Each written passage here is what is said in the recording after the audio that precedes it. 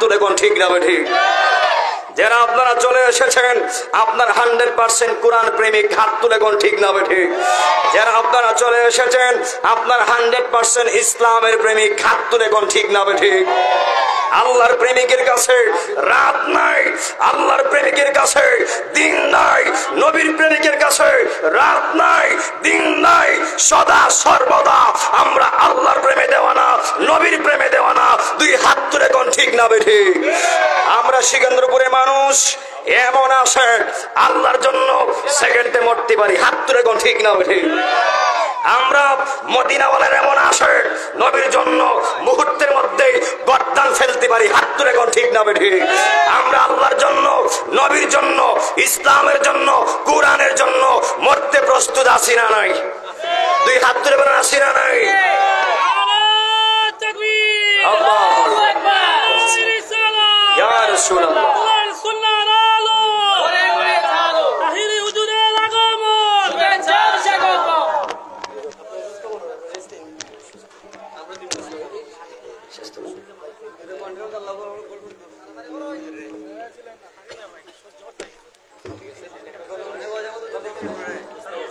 সকলে বলি মারহাবা বলি, যেরকম মারহাবা বলি।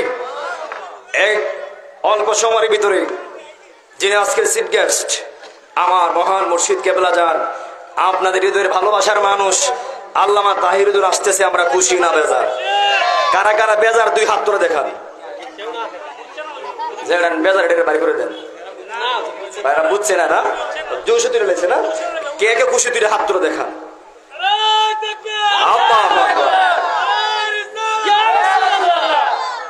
বলা না মাইক রে, মারহাবা কর না, সবাই দুই হাত তুলে দেখি।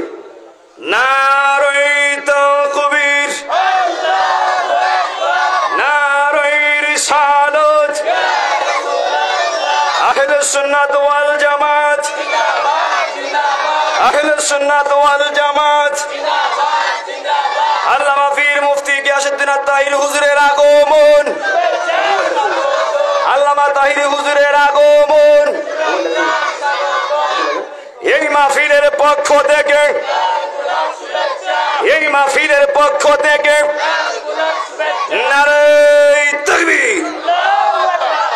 নবীর প্রেমিকরা, আল্লাহর প্রেমিকরা, আজকের পর থেকে নতুন নিয়ম চলবে। আল্লামা তাহির হুজুর যেই বেয়াদব গুলিরে দড়িয়ে দিবে, আমরা তারারে কোরআন সুন্নাহ দিয়ে বাইরে খালে তো আপনি ফলাবো।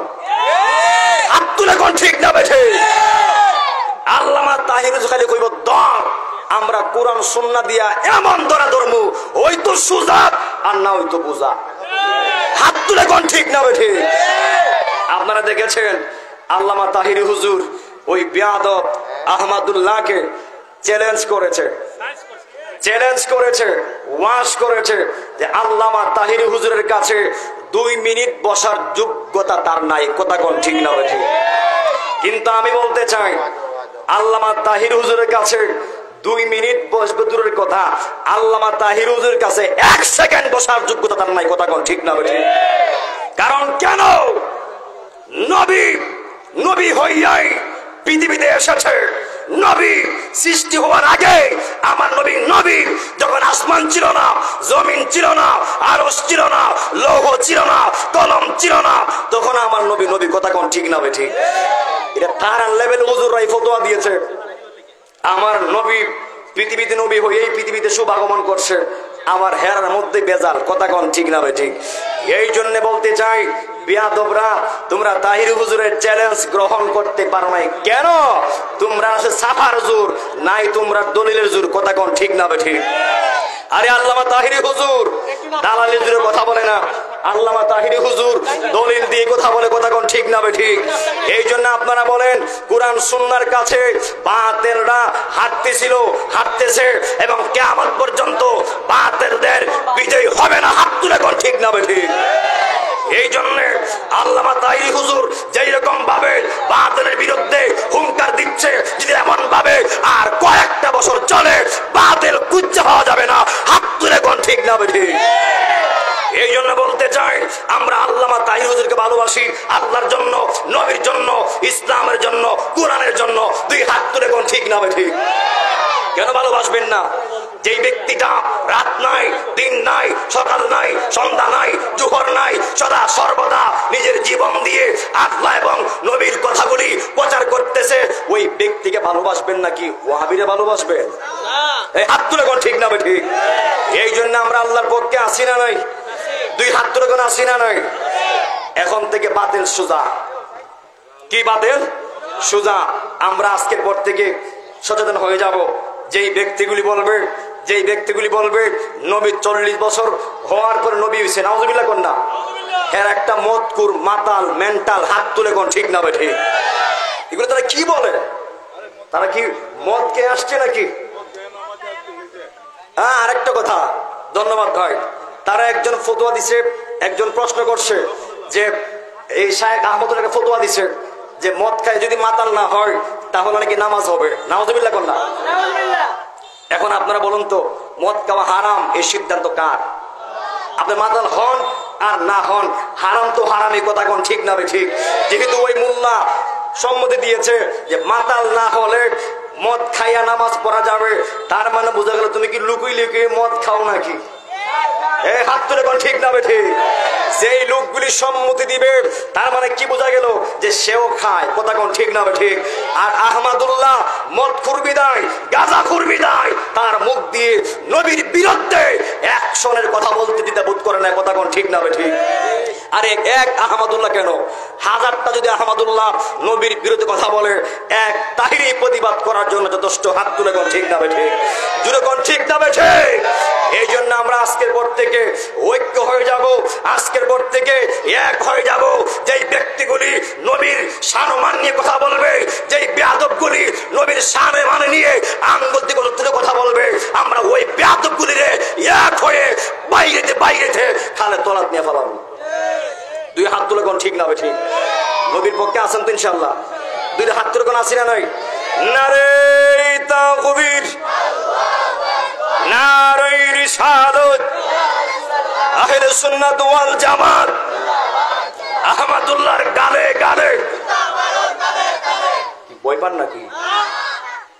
আল্লামা তাহিরুল যেখানে আছে বই আছে, আর উনি চ্যালেঞ্জ করছে, পারলে বসো।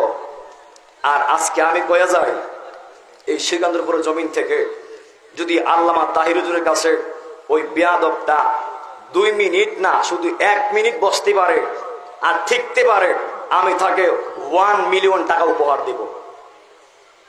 কত মিলিয়ন? 10 লাখ টাকা তার আমি উপহার দেব। আর যদি ঠিকতে না পারে, তার গালে 2 মিলিয়ন জুতার বাড়ি। হাত তুলে কোন ঠিক না ঠিক? এটা তাহির বলা, এটা 120 টাকার তোলা। মারহাবা কোন না?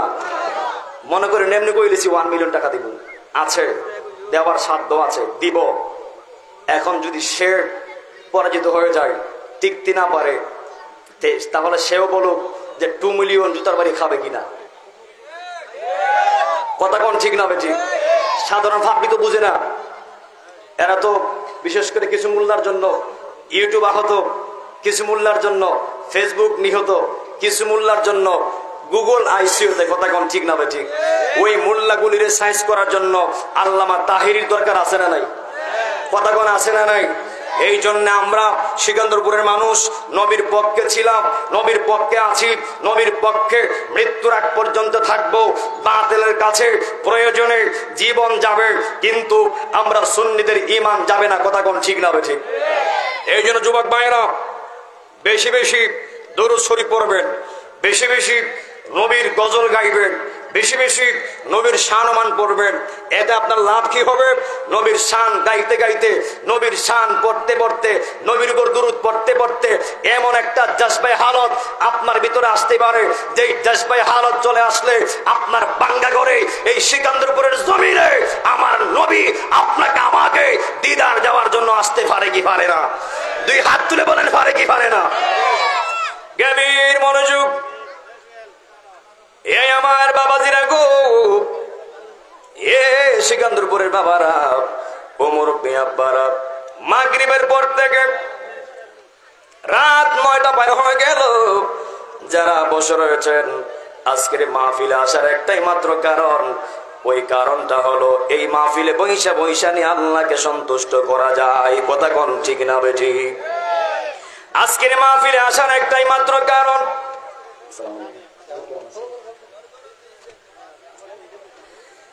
আজকের মাহফিলে আসার একটাই মাত্র কারণ, আজকের মাহফিলে বৈশা বৈশানি মদিনাওয়ালার দিদার পাওয়া যায়। কথা কোন ঠিক না বেঠিক? এই আমার সিকান্দরপুরের বাবা আজিরারি, ও সিকান্দরপুরের বাবারা, আমার নবীর বয়স হলো 25, আম্মাজান খাদিজাতুল কুবরা রাদিয়াল্লাহু তাআলা আনহার বয়স হলো 40, কিন্তু আমার নবীর বয়স 25। তখন সময় আমার নবী যে নবী সবাই জানতো না, সবাই বুঝতো না, কিন্তু যখন আমার নবী বয়স যখন 25 বছর, আমার নবী কাজ খুঁজতেছিল, আর ওই দিক দিয়ে মা খাদিজার বাড়িতে একটা রাখাল ছিল। ওই রাখালটা মা খাদিজার বাড়ির সকল বেড়াগুলি মাঠে ছড়াইতো রাখতো। হঠাৎ করে ওই রাখালটা ওই মা খাদিজার দাসীর কাছে ছুটি চাইল। চাওয়ার পরে গো বলছে, আপনি আমার মনিবকে বলেন আমাকে ছুটি দেওয়ার জন্য 1 সপ্তাহ। যেই মাত্র আম্মাজান খাদিজাতুল কুবরা রাদিয়াল্লাহু তাআলা আনহার কাছে ওই দাসী বলল, আপনার রাখাল দিয়ে ছুটি চাই। যেই মাত্র বলছে কয় দিনের ছুটি চাই, বলছে 1 সপ্তাহের ছুটি চাই। বলো 1 সপ্তাহ ছুটি দেওয়া যাবে না, তারা 3 দিনের ছুটি দাও। যেই মাত্র ওই রাখালটা ছুটিতে বাড়িতে গেল, যাওয়ার পরে ওই রাখালটা কলেরা রোগে আক্রান্ত হয়ে মৃত্যুবরণ করলো। এরপরে দাসী খবর দিল, ও মা খাদিজা, সর্বনাশ হয়ে গেল। কি হয়েছে? আপনার বাড়িতে যে রাখালটা ছিল, ওই রাখালটা তো বাড়িতে গিয়ে কলেরা রোগে আক্রান্ত হয়ে মৃত্যুবরণ করেছে। এখন কি করা যায়? ওই মা খাদিজা বলে, ও দাসী, এবার তো রাখালের প্রয়োজন। যেই মাত্র মা খাদিজা ডাক দিয়া কয়, হে দাসী, এই মক্কার জমির অ্যানাউন্স কইরা দাও, কে আমি মা খাদিজার বাড়িতে রাখালি থাকবে, চাকরি করবে, নিউজ দিয়া দাও, যেন তারা আগামীকাল আমি মা খাদিজার বাড়ির মাঠের সামনে আসে। জবান খুলে কন্যা আল্লাহু আকবার। যেই মাত্র সব যুবকরা আম্মাজান খাদিজাতুল কুবরা রাদিয়াল্লাহু তাআলা আনহার বাড়ির সামনে পরের দিন চলে গেল। যাওয়ার পরে গো যেই মাত্র মক্কার সব যুবকরা গেল, ওই যুবকের মাঝখানে আমার নবীও গিয়েছে। জবান খুলে কন্যা আল্লাহু আকবার। যেই মাত্র মা খাদিজাতুল কুবরা রাদিয়াল্লাহু তাআলা আনহাকে ওই দাসী গিয়ে বলল, ও ও মা খাদিজা গো, আপনার হুকুম মতে যে আমি এহলান করেছিলাম, ওই এহলান মতে আপনার বাড়ির সামনে সব যুবকরা আপনার বাড়ির সামনে এসেছে। ও মা খাদিজা, এখন কি করবেন? ওই খাদিজাতুল কুবরা রাদিয়াল্লাহু তাআলা আনহা ডাক দিয়া কয়, হে দাসী, সাতালো সিয়ারলো, আজকে আমি আমার বাড়ির মাঠের সামনে যাবো, যাইয়া আমি যুবকদেরকে বাছাই কইরা কইরা আমি মা খাদিজার বাড়িতে রাখালের চাকরি দিব। জবান বলে কন্যা আল্লাহু আকবার। এই আমার সিকান্দরপুরের আব্বাজিরা,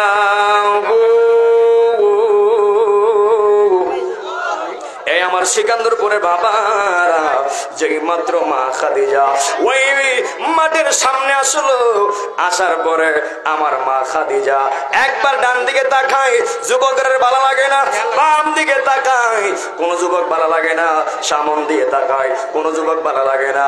ওই সময় মা খাদিজাতুল কুবরা রাদিয়াল্লাহু তাআলা আনহা যখন একেবারে পিছন দিক দিয়ে তাকাইছে, তাকায় দেখতেছে একটা যুবকের চেহারাই যেন নূর জলমল জলমল করতেছে। সুবহানাল্লাহ কন্যা। যেই মাত্র মা খাদিজা বলেন, হে দাসী, তাকায় দেখোস না, হাজার হাজার যুবকের মাঝখানে একটা যুবকের চেহারায় যেন নূর জলমল জলমল করতেছে। ও দাসী, তুমি তারে ডাক দাও, আমারে তারে ভালো লাগছে। জবান খুলে কন্যা আল্লাহু আকবার। নারে তাওহীদ, নারে রিসালাত, সুন্নি নেতার আগমন, আল্লামা তাহির হুজুরের আগমন, এই মাহফিলের পক্ষ থেকে, এই মাহফিলের পক্ষ থেকে তাহির হুজুরের আগমন, তাহির হুজুরের আগমন, সুন্নি নেতার আগমন, সিকান্দরপুরের পক্ষ থেকে সিকান্দরপুরের পক্ষ থেকে নারায়ে তাকবীর, নারায়ে রিসালাত, সুন্নি নেতার আগমন। সিকান্দরপুরের পক্ষ থেকে, সিকান্দরপুরের পক্ষ থেকে সুন্নি নেতার আগমন, আল্লামা তাহিরি হুজুরের আগমন। এই মাহফিলের পক্ষ থেকে, এই মাহফিলের পক্ষ থেকে নারায়ে তাকবীর, নারায়ে রিসালাত, আহলে সুন্নাত ওয়াল জামাত।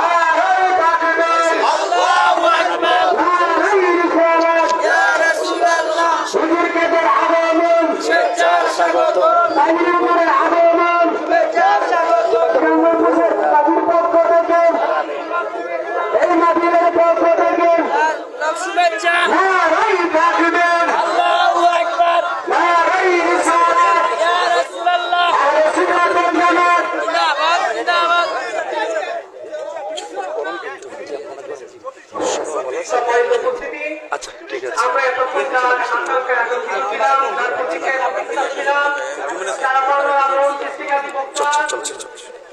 বিরুদ্ধে বলিষ্ঠ কণ্ঠস্বর লক্ষ কোটি সুন্নি জনতার নয়নমণি আমাদের আজকের মাহফিলের সম্মানিত প্রধান অতিথি পীর মুফতি গিয়াসউদ্দিন আত-তাহিরি হুজুর আমাদের মাঝে উপস্থিত হয়েছেন। আমরা সকলে আলহামদুলিল্লাহ। আমি মিডিয়ার বাইরে কি বলছি, যারা পিছনে আছেন তারা কিন্তু আপনাদের জন্য দেখতে পারতেছেন না। আপনারা দয়া করে একটু স্পেস করে দিবেন। পিছনে যারা বসা আছে তারা কিন্তু দেখতে পারতেছে না, একটু স্পেস করে দিবেন। বিশেষ করে আজকে আমাদের সভামঞ্চকে আলোচিত করেছেন আমাদের সম্মানিত আমন্ত্রিত অতিথিবৃন্দের মধ্যে জনাব লুৎফুর রহমান মহলদার, উপজেলা চেয়ারম্যান। আমাদের সভাকে আলোকিত করেছেন উপজেলার ভাইস চেয়ারম্যান পদপ্রার্থী আব্দুল কাইম তরফদার। আমাদের আজকের মঞ্চে আলোকিত করেছেন জনাব রায়হান উদ্দিন সাহেব, উপজেলা ভাইস চেয়ারম্যান পদপ্রার্থী, চেয়ারম্যান পদপ্রার্থী।